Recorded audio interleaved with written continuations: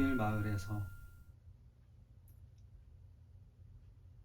당신이 떠나고 난 다음 날 숙소는 적막했습니다. 단풍잎 같은 깃털을 단 작은 새의 울음소리가 창을 넘어오고 가을볕은 투명한 강물처럼 넘실거려 어떤 인생의 절정을 내게 선사하려는 것 같았지만 나는 이불 속에서 멍하니 휴대폰 속 당신의 얼굴을 바라봤습니다. 26, 27, 28, 29의 미소와 그 속에 깃든 우리의 계절들을 그대로 당신을 따라 공항으로 달려갈까 싶었지만 어젯밤 짐짓 의연하게 당신을 배웅했던 일이 떠올라 숨을 골랐습니다. 간신히 이불 속에서 나와 숙소에서 주는 모닝 토스트를 먹으러 갔습니다. 독일어를 전혀 모르는 나를 위해 미리 지배인에게 이틀치 조식을 예약해 두었으니 꼭 먹으라고 신신당부를 하며 당신은 떠났지요. 모닝 토스트는 바삭하고 촉촉했습니다. 우유는 신선했고요. 그러나 맛은 없었습니다. 며칠 전 하이델베르크행 열차에서 당신과 나눠 먹었던 빵의 이름을 생각해내느라 맛을 즐길 여유가 없었거든요. 카메라를 챙겨 당신이 없는 거리로 나왔습니다. 우리가 멀리 있을지라도 200km 이상 떨어진 일은 없었는데 그때 나는 독일에 있고 당신은 한국에 있었으니 우리는 사상 최대로 멀리 있는 것이었습니다. 우리가 만나기 이전에 우리는 서로가 존재하지 않는 세상을 살았던 것과 마찬가지인데 저는 그날 이상하게도 처음 당신의 부재를 감각했습니다. 카메라를 들어 잡지에 실을 사진들을 촬영했지만 어느 장면도 그다지 아름답게 느껴지지 않았습니다. 당신과 함께 처음 프랑크푸르트 공항에 내려 독일의 거리를 거닐었을 때는 모든 장면이 놀랍도록 눈부셨는데 당신이 떠나며 독일의 모든 마을은 빛을 잃은 것만 같았습니다. 도로의 선로를 달리는 귀여운 전차에 몸을 싣고 좀 더 멀리 있는 마을까지 가봤습니다. 우리가 처음 만났던 해에 우리는 자주 목적지 없는 여행을 했습니다. 마음에 드는 버스의 번호를 가위바위보로 정하고 무작정 올라타서 끝까지 가보는 것이었지요. 지금 돌이켜보면 우리는 청춘의 끝을 향한 여행을 반복했습니다. 버스의 쪽장에서 불어오는 바람이 잠든 당신의 머리카락을 흔들고 우리가 맞잡은 손에서 진한 온기가 서로에게 흘러드는 찰나를 나는 사랑했습니다. 이상하죠? 그 찰나의 순간들은 봄에 흩날리는 벚꽃 잎들처럼 무질서하게 시간의 이쪽과 저쪽에 떨어져 있습니다. 과거에도 있고 지금 내 곁에도 있고 그리고 아마 내일과 다음 달, 몇 해 뒤에도 다시 만나겠지요. 사람은 대체 어디에 살고 있는 걸까요? 전차의 좌석에 앉아 하이델베르크를 떠돌던 저 역시 그곳에 앉아 있던 것이 아니라 당신과 함께할 다음의 여행을 그리며 상상의 좌석에 앉아 있었습니다. 이름을 기억하지 못하는 작은 마을에 내린 저는 무심하게 카메라 셔터를 누르며 이제 막 기지개를 켜기 시작한 한적한 골목 사이를 거닐었습니다. 누군가는 제가 찍은 사진의 한 장면을 잡지에서 보고 그곳으로의 여행을 결심하게 되겠지요.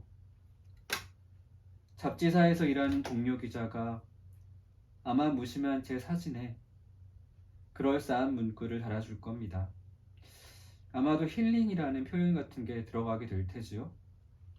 하지만 정작 사진을 찍는 당사자는 셔터를 누를 때마다 영혼이 소모되는 느낌이었습니다. 롤플레잉 게임에서 마법을 쓸 때마다 MP가 소모되는 것과 같은 이치입니다. MP가 바닥이 났을 즈음 이른 시각 문을 연 빈티지 소품점을 발견했습니다. 가게는 4평 남짓의 아주 작은 크기여서 제가 들어서자 의자에 앉은 백발의 독일 할머니와 대치하는 형국이 되었습니다. 할머니는 나를 한번 흘끗 올려보더니 곧 의자에 앉은 채로 뜨개질을 계속해 나갔습니다. 나는 그 자리에 선 채로 360도 회전을 하며 진열된 찻잔들과 색색의 유리병, 목각 인형들을 살폈습니다. 마음에 드는 커피잔이 있어 영어로 가격을 물었더니 할머니는 독일어로 답을 했습니다. 한마디도 알아들을 수 없어서 휴대폰의 동시번역 앱을 켜고 다시 가격을 물었습니다. 번역 앱 속 여성 통역사의 독일어가 할머니와 내가 가득 채우고 있던 긴장의 틈바구니로 끼어들었습니다. 할머니는 흥미로운 듯이 내 휴대폰에 머리를 기울이며 다시 독일어로 답을 했습니다. 여성 통역사는 세상에나 이상한 것 다 있습니다. 내 말을 이해합니까? 라고 할머니의 말을 전달했습니다. 나는 짧게 네, 거의 이해할 수 있어요. 라고 답했어요. 여성 통역사가 말을 전달하자 할머니는 진열장 아래 구석에서 마법처럼 조그만 의자를 만들어내더니 나에게 건넸습니다. 나는 그 의자에 앉아 긴 이야기를 시작할 준비를 할 수밖에 없었죠. 이국의 여행자, 당신은 어디서 왔습니까? 이 질문에서 시작된 이야기는 몇 분 동안 좁은 수로를 지난 뒤에 바다에 이르렀습니다. 우리는 숱한 슬픔을 낳은 세계대전에 대해 말했고 이어진 한국전쟁과 베트남 전쟁의 상흔에 대해서 생각을 나눴습니다. 최근 밝혀진 루이제 린저의 이중성에 대해서도 이야기했고 헤르만 헤세의 낭만성을 함께 그리워하기도 했습니다. 독일 할머니는 파트리크 쥐스킨트를 길에서 마주친 이야기를 들려주었고 저는 이영애 배우의 사인회에 갔던 일화를 전했습니다. 독일 할머니와 내 사이에는 묘한 유대감이 차곡차곡 쌓여 어느새 대화의 주제는 당신에 이르렀습니다. 저는 아주 사랑하는 사람이 있지만 헤어지기로 했다고 전했습니다. 독일 할머니는 빈 잔에 김이 피어나는 커피를 다시 채워주며 말했습니다. 모든 이별은 삶에 대한 변명에 불과합니다.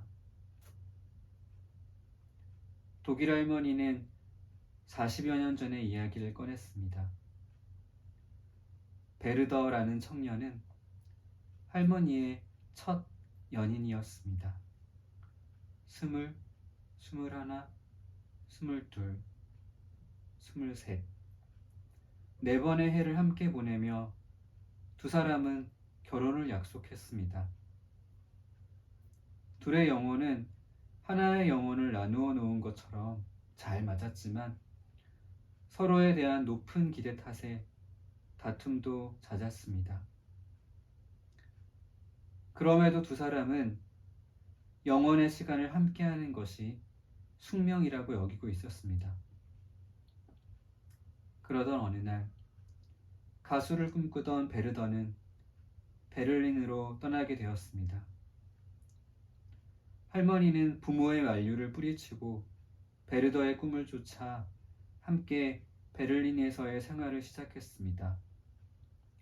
하지만 베르더를 초청했던 회사는 소속 연예인의 스캔들로 갑작스레 문을 닫게 되었고 베르더는 데뷔의 문턱에서 다시 버스킹 가수의 자리로 돌아오게 되었습니다.